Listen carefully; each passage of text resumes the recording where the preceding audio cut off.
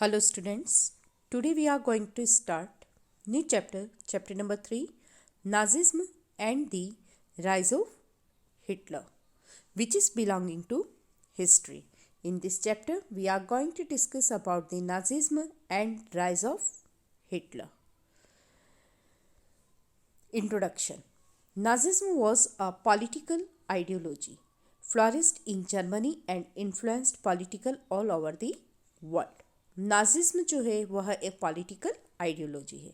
Political ideology का means कि एक राजनीतिक विचारधारा है जो कि जर्मनी के थ्रू राइज अप की गई विचारधारा है और इसका political effect all over world में दिखाई देता है।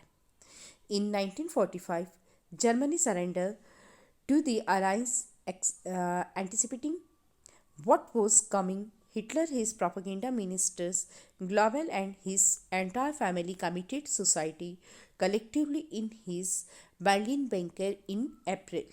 In May 1945 means this was the time of Second World War.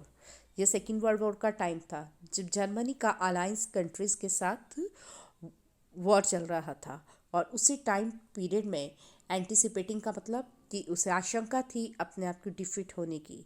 तो जर्मनी के जो रूलर थे हिटलर, उन्होंने अपना जो प्रोपेगेंडा मिनिस्टर मतलब जो उसका प्रचार करने वाला जो मिनिस्टर था उसके साथ मिलकर उसने एक कमिटेड सुसाइड कलेक्टिवली सुसाइड किया। कहाँ पर?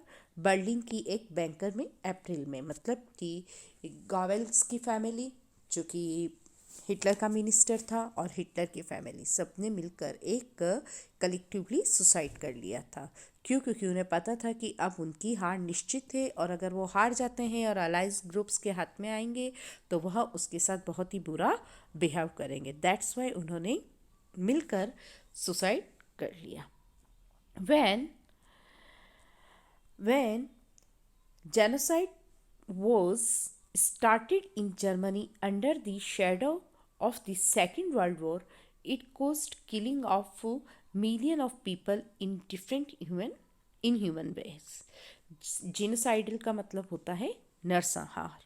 कि जब पूरी तरह से जर्मनी में पूरी तरह से जेनोसाइडल का मतलब कि नरसंहार अमानवीय इनह्यूमन वे में मर्डर्स वगैरह स्टार्ट हो गए थे तो लोगों का मतलब कि किंग जो था उसके ऊपर से ट्रस्ट उठ चुका था और सेकेंड वर्ल्ड वॉर के समय में ये स्थिति हो गई थी कि जर्मनी में चारों तरफ नरसंहार ही नरसंहार दिखाई दे रहा था और हर तरफ लोग मारे जा रहे थे, मतलब अमानवीय तरीके से, बहुत ही बुरी तरीके से, जो कि बहुत ही अनबियरेबल कंडीशन हो चुकी थी जो कि टॉलरेशन से बाहर था। Next topic, verdict of Nuremberg tribunal means जो निर्णय लेने के लिए फिर किस तरह से न्यायाधिकरण को न्यूरेमबर्ग में स्टैब्लिश किया गया, कि किस तरह से जुडिशरी सिस्टम स्टैब्लिश किया गया। The allies did not want to impose harsh punishment on defeated Germany because अब जर्मनी डिफीट हो चुका था, लेकिन जो अलाइज ग्रुप था वह जर्मनी के ऊपर इस तरह के बहुत ही हैवी और मतलब डिफ़िकल्ट जो हार्श पनिशमेंट है वह उसके ऊपर इम्पोज नहीं करना चाहता था। क्या कारण था इसके पीछे? कि जर्मनी अलाइज ग्रुप्स जो थे वह जर्मनी का दुश्मन था, जर्मनी ने उसके साथ बहुत बुरा व्यवहार किया, फिर भी वह नहीं चाहता था। जबकि जब because Germany had waged genocidal war, a result in mass murder of selected group of innocent civilian of Europe. Germany जब सेकेंड वर्ल्ड वॉर रन हो रहा था तो उस समय कई सारे लोगों का जर्मनी के जो नाजिज्म जो मतलब हिटलर के जो फॉलोअर्स थे, हिटलर की जो पॉलिटिकल पार्टी के जो मेंबर्स थे, उन्होंने जर्मनी के कई सारे निर्दोष लोग जस्ट लाइक 6 मिलियन ज्यूज जो थे, 2 लाख जिप्सीज जो थे, 1 मिलियन पॉलिश सिविलियंस जो थे, 70,000 जर्मन्स जो थे, उनका बिना किसी रीज़न के सिर्फ इसलिए कि वह नाजिज्म को फॉलो नहीं कर रहे थे इसलिए उनका मर्डर कर दिया गया और वह भी बिल्कुल इन ह्यूमन वे में, यानी कि पूरी तरह से निर्दयता पूर्वक उनका मर्डर कर दिया गया। तो इस तरह से अगर जर्मनी के नाजिज्मवाद ने इस तरह से, या जो हिटलर जो थे उन्होंने उनकी पावर के बेस पर जब इस तरह से पूरी तरह से नरसंहार किया, तो अलाइज को उसके बदले में उसे बहुत बड़ा पनिशमेंट देना चाहिए था, लेकिन अलाइज ने ऐसा नहीं किया। After the second world war the Nuremberg tribunal against Germany verdict only 11 leading Nazis to death, while many other were imposed for life। अब नाजिज्म के लोगों के साथ अलाइज के लोगों ने क्या किया कि सेकेंड वर्ल्ड वॉर के बाद उन्होंने सिर्फ 11 लोगों को, नाजिज्म के सिर्फ 11 लोगों को डेथ दी है, मतलब कि उनका फांसी की सजा सुनाई है। इसके अलावा बहुत सारे लोगों को आजीवन कारावास के लिए या लाइफ टाइम के लिए उनको जेल में भेज दिया गया। तो यह जो पनिशमेंट था उनके द्वारा किया गया, जो इन ह्यूमन वे में जो मर्डर वे था, बोलो चाहे कि जो मिलियंस पीपल का जो उन्होंने मर्डर किया था, उन सब के सामने यह बहुत ही लो पनिशमेंट था। Allies did not want to be a harsh on defeated Germany they had been after the First World War, because they realized that the rise of Adolf Hitler was the result of humiliations Germany faced after the First World War। ऐसा क्यों किया उन्होंने? Because they know very well, उन्हें पता था कि first world war के बाद जब जर्मनी डिफीट हुआ और जर्मनी के साथ जब को बहुत ही हार्श पनिशमेंट दिए थे, तो उन सारे पनिशमेंट से बचने के लिए और अलाइज ग्रुप से बदला लेने के लिए ही हिटलर जैसे नाजिज्म का राइज अप हुआ था, जिन्होंने दूसरे लोगों के साथ भी बहुत ही बुरी तरह से अपना बिहेवियर किया था। तो वह अलाइज ग्रुप यह चाहता था कि फिर से किसी नए हिटलर का, एडोल्फ हिटलर का जन्म नहीं हो, और इसी तरह जिस तरह से फर्स्ट वर्ल्ड वॉर के बाद हुआ है, इसलिए उन्होंने सेकेंड वर्ल्ड वॉर के बाद जो पनिशमेंट का जो वे था वह बहुत ही सिंपल रखा, ताकि अगर हार्श पनिशमेंट दिया जाएगा तो उसके विरोध में फिर कोई नया हिटलर राइज अप होगा, और इसी तरह से वह लोगों के साथ मिसबिहेव करेगा। Next topic, birth of Weimar republic. Germany was a powerful empire in the early 20th century. अब अर्ली 20th सेंचुरी में वर्ल्ड की एक पावरफुल एम्पायर के रूप में जाना जाता था Germany. Germany fought the first world war 1914 to 18 alongside of Australian empires and against the allies England, France and Russia. Germany ने फर्स्ट वर्ल्ड वॉर 1914 से लेकर 18 तक अपना फर्स्ट वर्ल्ड वॉर रन किया, और यह उस समय काफ़ी पावरफुल कंट्री के रूप में भी था। As we know, we discussed already about in the second chapter कि जब फर्स्ट वर्ल्ड वॉर चल रहा था तो रशिया के जो 7 मिलियन कैजुअलिटी जो थी, जो डेथ रेट थी मिला आर्मीज़ की, वह जर्मनी का ही रीज़न था कि 1917 तक जर्मनी ने अपनी पावर से रशिया के 7 मिलियंस मिलिट्रीज का जो था वो मर्डर कर दिया था। तो इस तरह से वह काफ़ी पावरफुल किंगडम था, एम्पायर थी, जो कि अलाइज के अगेंस्ट था और ऑस्ट्रिया के साथ मिलकर वह वॉर कर रहा था। और उस समय अलाइज ग्रुप में था England, France and Russia. Germany made initial gain in the war by occupying France and Belgium. The Allies were strengthened by the entirely of United States of America (US) in 1970. They defeated Germany and the Central Power in November 1918. 1970 तक all over world को यह चीज़ clear हो चुकी थी कि जो first world war है वह जर्मनी ही जीतेगा, क्योंकि उस समय जर्मनी काफ़ी पावरफुल एम्पायर के रूप में राइज अप होता जा रहा था, और उसने फ्रांस और बेल्जियम पर भी अपना कैप्चर इस्टेब्लिश कर दिया था।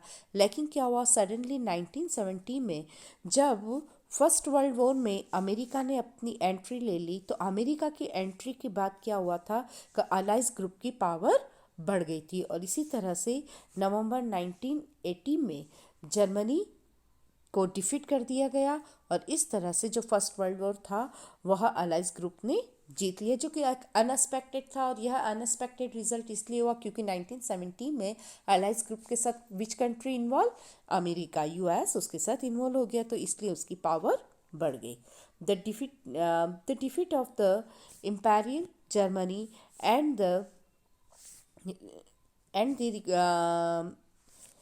the defeat Imperial Germany and resign, resignations of the emperor gave the opportunity to parliamentary parties to reset German polity.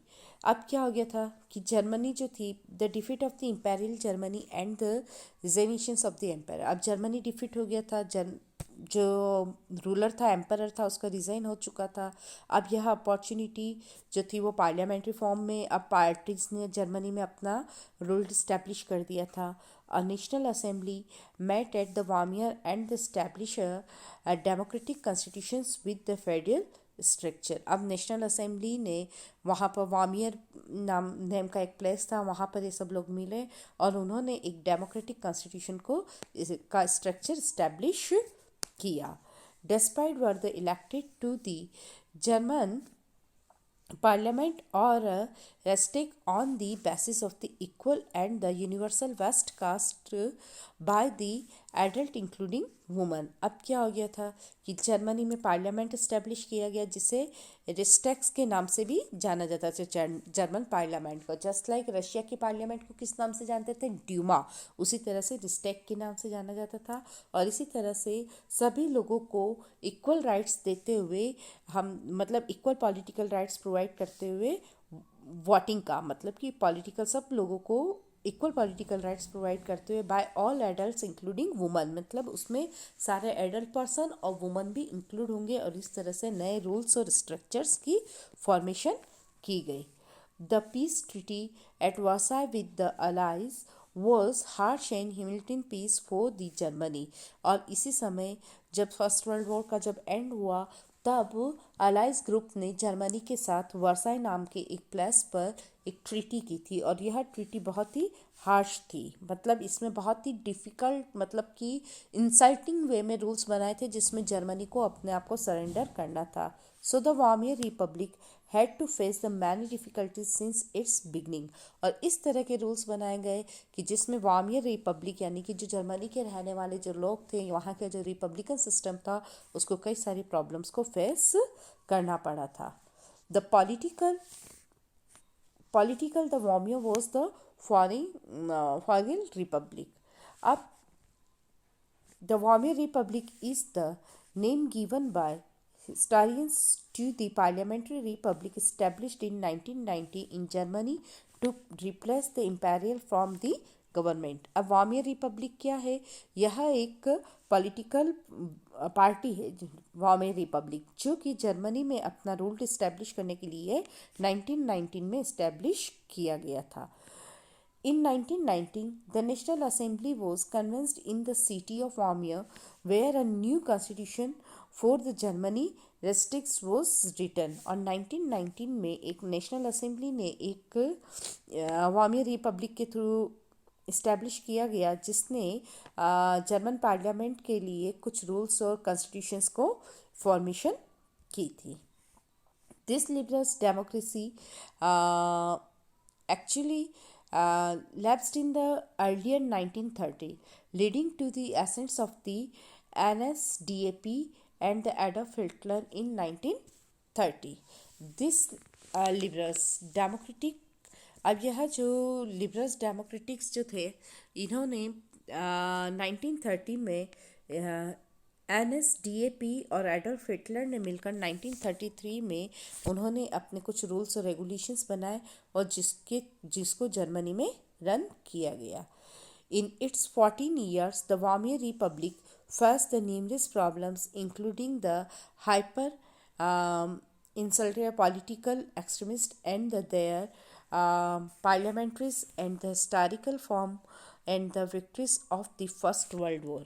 अब क्या हो गया था कि जो वार्मियर रिपब्लिक जो था, उन्होंने क्या किया कि इस टाइम पीरियड में कई सारी प्रॉब्लम्स को फेस किया गया था, जो कि फर्स्ट वर्ल्ड वॉर में डिफीट होने के बाद जर्मनी के ऊपर जो इम्पोज की गई जो सारी ट्रीटीज़ थी, वर्साई ट्रीटी में जो सारे रूल्स बनाए गए थे, उन सारे रूल्स के अकॉर्डिंग इन्हें काफ़ी इंसल्टिंग वे में रहना पड़ता था, उन्हें काफ़ी सारी प्रॉब्लम्स को फेस करना पड़ता था। और इन्हीं के कारण क्या हुआ कि जो हिटलर जो थे, उन्होंने अपनी नाजिज्म जो पॉलिसीज़ जो थी, जो जिसे अपन डिक्टेटरशिप भी कह सकते हैं, उस तरह से उन्होंने अपने रूल्स को करना स्टार्ट कर दिया था। The former next topic, the problems faced by Weimar Republic.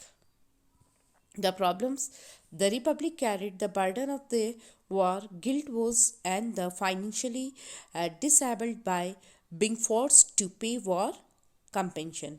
अब क्या था कि this Republic carried the burden of war. अब फर्स्ट वर्ल्ड वॉर फिनिश हुआ, वार्मियर रिपब्लिक ने क्या किया, जो जितना भी वॉर का जितना भी सारा एक्सपेंडिचर हुआ था, जो भी उसका नुकसान हुआ था, उसकी सारी गिल्ट जो थी वो जर्मनी के ऊपर थोप दी कि उसका सारा रिस्पॉन्सिबल जर्मनी ही है, इसलिए उसको फाइनेंशियली कौन पे करेगा, जर्मनी ही पे करेगा। तो सबसे पहला तो जर्मनी के साथ यह इंसल्टिंग बिहेवियर था।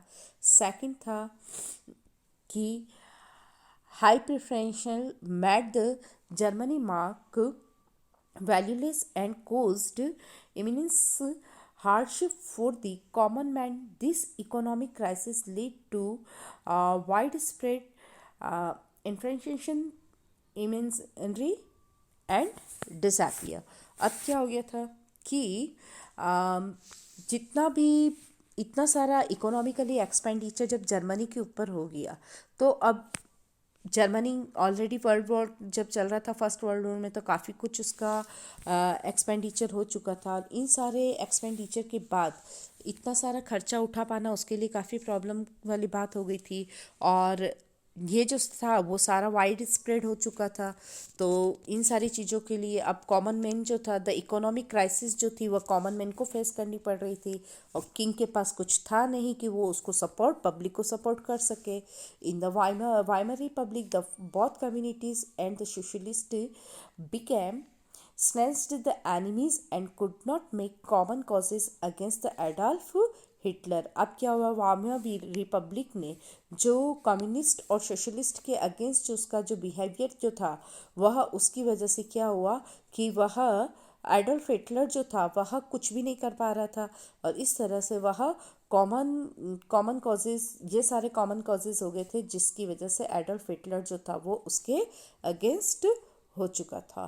बोथ रिवॉल्यूशनरीज एंड द मेरिटेशनल्स nationalist covered for the radical solutions, which was not easy. Within the short life, the Warmier Republic was 20 different cabinets, and the liberal used to Article 48. All this credits and the political crisis in Germany. अब क्या हो गया था कि the both revolutionaries of the military nationalist called for the radical solutions. अब उनको solution चाहिए था कि जो भी मिलिट्री भी थी उसे भी सॉल्यूशन चाहिए था, कॉमन पीपल को भी सॉल्यूशन चाहिए था, लेकिन इसका कोई भी कॉमन इजी सॉल्यूशन नहीं मिल पा रहा था। तो with its short life the Weimar republic was 20 different cabinets. तो वार्मियर रिपब्लिक ने 20 डिफरेंट कैबिनेट को इस्टेब्लिश किया। And the liberals use the article 48, और लिबरल्स ने 48 आर्टिकल का यूज़ करते हुए एक जर्मनी में राजनीतिक जो पॉलिटिकल क्राइसिस को डिक्लेयर कर दिया गया, और मतलब क्रिएट कर दी गई। It become very unpopular among the German because it loss the वैंटी of the national of the hand allies power. और इस तरह से it become very unpopular among the German. अब यह जो एडल्फ हिटलर वहाँ का रूलर था, वह पब्लिक के लिए कुछ नहीं कर पा रहा था, और वह जान रहा था कि वार्मियर रिपब्लिक हमारे साथ गलत कर रही है। अब उसका अपोज करने के लिए क्या किया गया कि उसके द्वारा जो सारे स्ट्रिक्ट रूल्स और स्टेप्स उठाए गए थे, वह उसकी वजह से लोग जो थे वह उसके अगेंस्ट हो गए, और हिटलर जो था वह अलायंस पावर के पूरी तरह से विरोधी हो गया था। The main provisions of the peace treaty of the Versailles. Versailles की ट्रीटी क्या थी? तो द जर्मन जो वर्ल्ड फेमस वर्साई ट्रीटी थी वो क्या थी? तो the German lost its overseas colonies 1/10 of the population, 13% of its territories, 75% of its iron deposits, and the 26% of its coal to France, Poland, and Denmark, and the Lithuania. The Allied power delimitations Germany to weaken it's power. अब जो Versailles की treaty हुई थी उसमें allies power ने क्या किया कि जर्मनी के ऊपर कुछ कंडीशंस इम्पोज की थी, जिसकी तरह से इकोनॉमिकली जर्मनी पूरी तरह से टूट चुका था कि उसकी जो 1/10 जो पॉपुलेशन जो थी उसको उसने अपने अंदर मिला लिया. 13% जो टेरिटरीज जो थी वह उन्होंने अलाइज ग्रुप्स ने अपने अंदर मिला लिया था. 75% जो आयरन डेस्पाइट्स थे वो उन्होंने अपने अंदर इंक्लूड कर लिया. 26% जो कॉल फैक्ट्रीज जो थी वो फ्रांस ने ले लिया, और पोलैंड ने, और डेनमार्क और लुथेनिया ने ले लिया. इस तरह से अलाइज पावर ने पूरी तरह से जर्मनी को लूट लिया था, इकोनॉमिकली वीक बना लिया. The war guilt claused held Germany responsible for the war and damaged the Allied countries suffered. The Germany was forced to pay war compensations amounting of the $6 billion.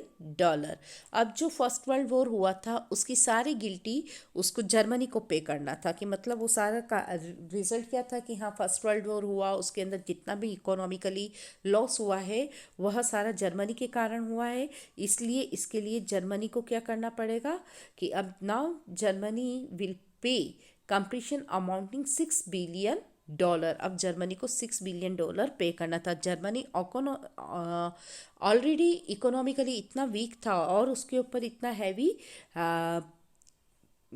Taxes या economically जो pressure है उसके ऊपर impose कर दिया गया, क्योंकि सारा वर्ल्ड वॉर का रेस्पॉन्सिबल उसी को ही ठहरा दिया गया. The allies armies also occupies the resources rich Rhineland for the much of the 1920s. Many Germans held new Weimar Republic responsible for not only the defeated in the war but also for the digressed at the Versailles. अब क्या हो गया था Germany के ऊपर Versailles के द्वारा जो थोपी गई जो सारी पॉलिसीज़ थी, जो ट्रीटीज़ थी, उन सारी ट्रीटीज़ की वजह से क्या हो गया, ये सारी ट्रीटीज़ उनके ऊपर थोपी गई थी. अब the many Germans held the new वार्मे republic responsible for not only the defeated. और लेकिन अब जर्मन लोग क्या सोच रहे थे कि जो अलाइज ग्रुप ने उनके ऊपर जो सारी रेस्पॉन्सिबिलिटीज़ या जो सारा गिल्ट और इतना सारा इकोनॉमिकली प्रेशर और पॉलिटिकल पावर से जो उनको नुकसान पहुँचाए हैं, उन सब का रेस्पॉन्सिबल कौन है? वार्मियर रिपब्लिक है. क्यों? क्योंकि वार्मियर रिपब्लिक चाहता तो वह हमें इन सारी चीज़ों से बचा सकता था, इसलिए लेकिन उन्होंने वर्साई की जो ट्रीटी थी उसको एक्सेप्ट करके सबसे बड़ी फॉल्ट की है, और इस तरह से उन्होंने सारे जर्मन लोग जो थे वह वार्मियर रिपब्लिक के अगेंस्ट हो गए.